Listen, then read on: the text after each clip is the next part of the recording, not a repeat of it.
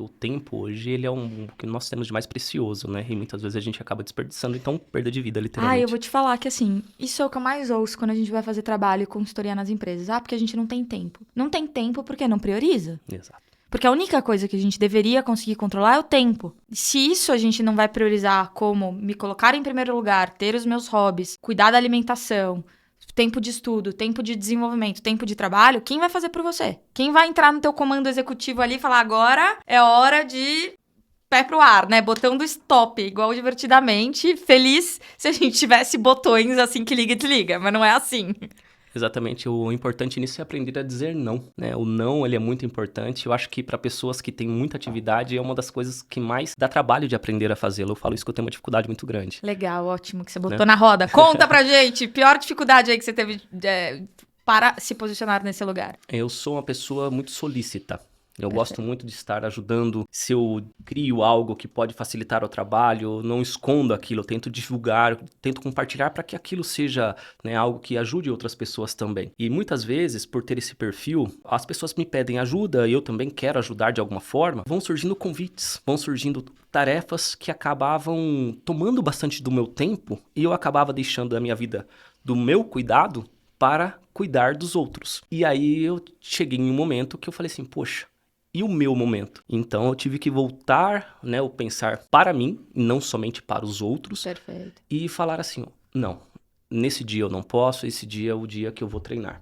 Perfeito. E não, esse dia eu não posso porque esse dia é o dia de eu melhorar a minha alimentação, porque eu vou no mercado, vou fazer supermercado, vou cuidar da minha alimentação durante a semana, vou me preparar. Não, não vou porque esse dia eu vou me permitir não fazer nada.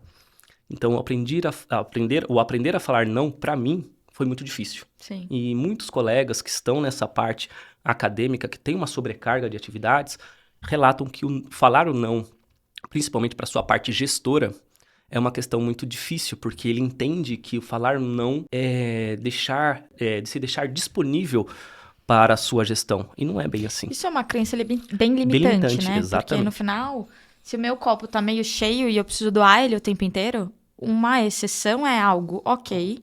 Nosso corpo faz a homeostase, se eu precisar, eu reequilibro minha energia interior, mas quando for exceção. Se isso se torna uma regra cíclica, energia escassa, gente. Uma hora a conta vem. Exato. Uma hora a estafa mental tá aí. A gente não produz dopamina suficiente, a gente não levanta da cama. E aí, se eu não faço por mim, ninguém faz. É aquela coisa de botar a máscara em você antes no voo, né? Uhum. Antes de colocar na criança. Exatamente. E o que é interessante é que ninguém pode fazer isso pela gente, né? Não. É muito interessante. É um caso ao qual a gente não entende até passar por ela. Sempre estudei sistema nervoso desde a minha trajetória acadêmica. Amo, é o sistema que eu mais gosto. Quando me perguntam, Cristiano, da anatomia, qual é o sistema que você mais gosta? É o sistema nervoso. É pela sua parte mais complexa, mas também, mesmo estudando um pouquinho sobre ele, como você mesma colocou, ele está surgindo coisas, né, novas o tempo direto. inteiro, né? E durante esses estudos, a gente sempre ouvia falar ansiedade, depressão. Ansiedade, depressão. Mas eu não soube o que era ansiedade, literalmente, até ter a minha primeira crise de ansiedade. Perfeito, perfeito. E é muito disso, né? A gente fala de empatia, viver o que o outro tá vivendo. Desculpa, eu nunca vou viver o preconceito que um negro sente. Não vou. Eu posso ter a compaixão de tentar compadecer com a dor que ele sente.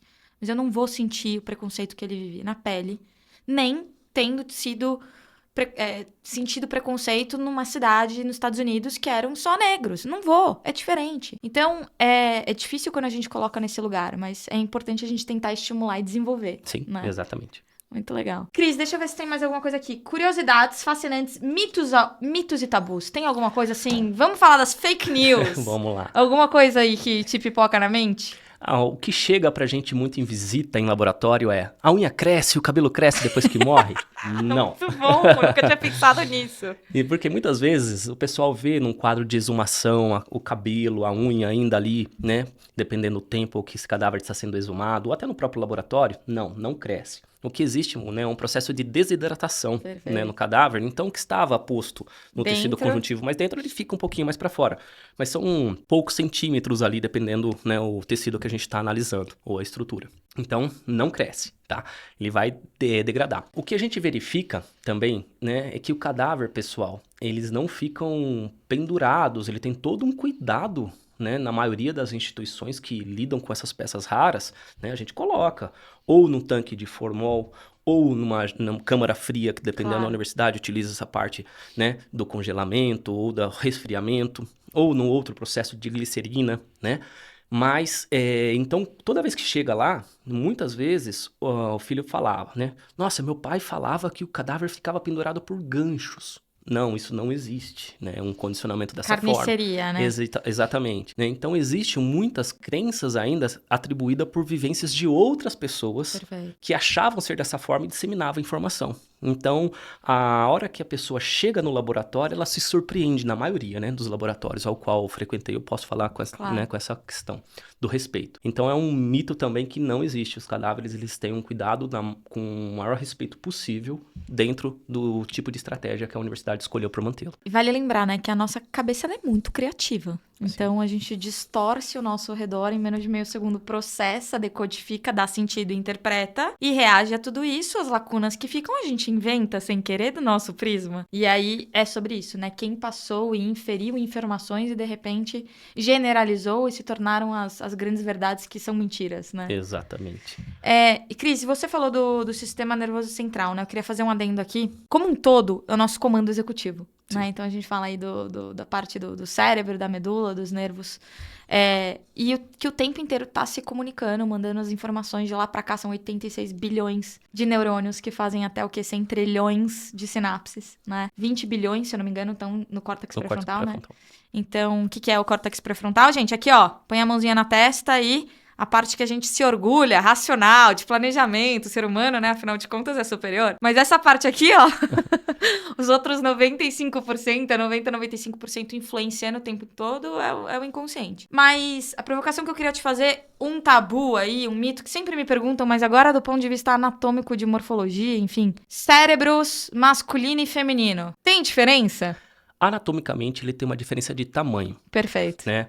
Existe sim uma diferença morfológica em questão de tamanho. A gente verifica que uma pessoa do sexo feminino, da mesma estatura, mesmo peso, né, tem uma média aí, de volume menor que uma pessoa do sexo masculino com a mesma estatura.